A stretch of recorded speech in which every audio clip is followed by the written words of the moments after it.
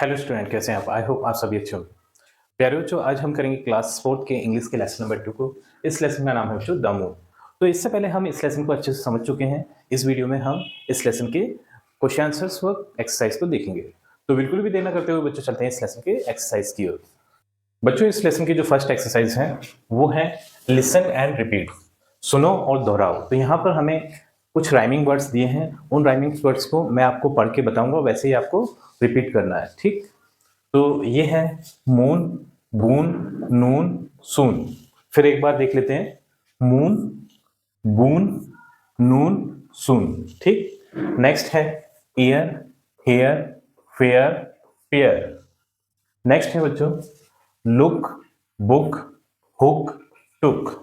तो यहाँ पर हम देख रहे हैं बच्चों कि जो राइमिंग वर्ड्स होते हैं उनका प्रोनाउंसिएशन तो सेम होता है, यानी लास्ट में जो उनका उच्चारण होता है वो एक जैसा होता है, समान होता है, ठीक। लेकिन उनके जो मीनिंग होते हैं, जो अर्थ होते हैं वो डिफरेंट डिफरेंट होते हैं, ठीक। इसी तरीके से ये देखें, round, sound, bound, pound. Next है लो, सो, रो, बो, ठीक। इस तरीके से हमने इस एक्सरसाइज को किया, यानी आपने इसे सुना और रिपीट किया, ठीक। अब चलते हैं बच्चों नेक्स्ट एक्सरसाइज पर। अब बच्चों जो नेक्स्ट एक्सरसाइज है वो है वर्ड पावर। तो यहाँ पर दिया है कंप्लीट दिस सेंटेंसेस। तो इन सेंटेंसेस को हमें कंप्लीट करना है, यानी ये फिलअप्स हमें दिए हैं, इन्हें हमें फिल करना है। तो यहाँ पर देख रहे हैं हम, द मून लुक्स लाइक अ। तो जो मून है वो दिखता है, किसके समान दिखता है? तो उस बच्ची को पहले जो मून था वो दिखता है लैंप के समान। पहले दिखा वो लैंप के समान, ठीक। फिर द मून लुक्स लाइक अ, फिर दूसरी बार उसे जो मून दिखा वो बो, यानी धनुष के समान दिखा था। तो यहाँ पर लिख देंगे बो। Third, the moon looks like an. और फिर तीसरी बार उसे जो मून दिखा था वो एक ओ के समान दिखा था। जैसे ओ होता है इंग्लिश का अल्फाबेट, ओ होता है, इस तरीके से वो दिखा था, ठीक।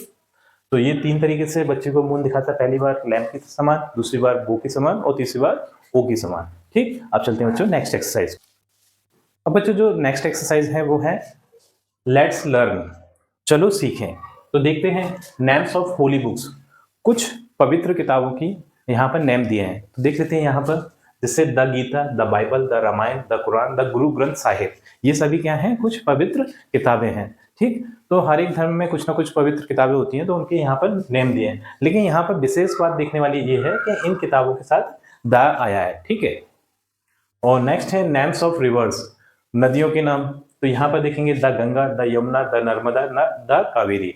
तो यहाँ भी जो नदियां हैं ये नदियों के नाम है, इनके साथ भी द आया है, द का हमने यूज किया है। नेक्स्ट है नेम्स ऑफ माउंटेन्स रेंजेस, कुछ पर्वत श्रेणियों के नाम। तो यहाँ पर भी हम देखेंगे कि द हिमालयस, द विंध्याचल और द सतपुड़ा। तो जो पर्वत श्रेणियां हैं उनके नाम के साथ भी द का उपयोग किया जाता है।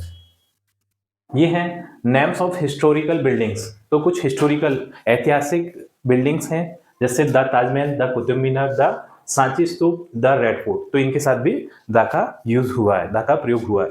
तो यहाँ पर हमें कुछ नोट भी दिया है, we use the before names of things which are just one in the world as well as one in the context.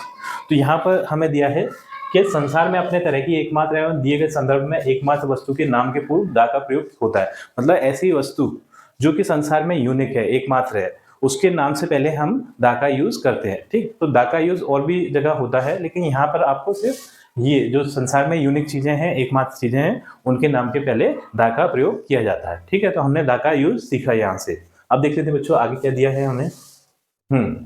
ये दिया है look at the pictures and read the words. तो यहाँ पर हम इन पिक्चर्स को देखेंगे और इन वर्ड्स को पढ़ेंगे, ठीक। तो ये क्या है? सन है, ठीक है। सन से पहले भी हमने दा का यूज किया, क्योंकि संसार में ये एक ही है, ठीक है। संसार के बाहर है हालांकि ये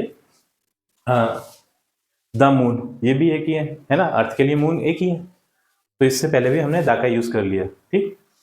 हिमालय, हिमालय से पहले भी हमने दा का यूज कर लिया, द हिमालयस, ठीक। द गंगा, ये रिवर गंगा है, तो इससे पहले भी हमने दा का यूज कर लिया।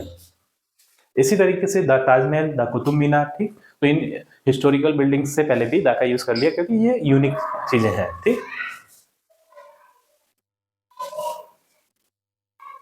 हाँ, तो अब बच्चों जो नेक्स्ट एक्सरसाइज है हमारी, वो इसी पे बेस है कि fill in the blanks using a, an और द।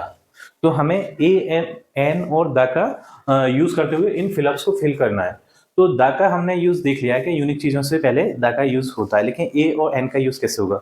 तो बच्चों हमने एक चीज देखी है कि जो एन का यूज होता है वो वोवल साउंड से पहले होता है, यानी एन आता है वो ए, ई, आई, ओ और यू, ये वोवल्स कहलाते हैं हमारे इंग्लिश अल्फाबेट में। 5 हैं ये, ए, ई, आई, ओ, यू।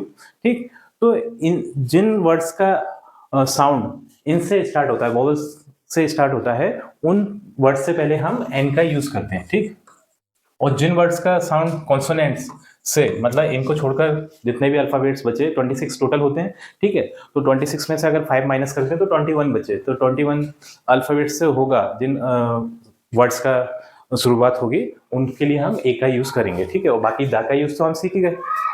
तो जैसे ये है dash Taj Mahal is made of white marble, तो ये क्या है? ताजमहल क्या है? एक हिस्टोरिकल बिल्डिंग है, यूनिक है, तो इससे पहले हम दा का यूज कर लेंगे, the Taj Mahal is made of white marble. ठीक, नेक्स्ट है dash moon looks like dash lamp in the air.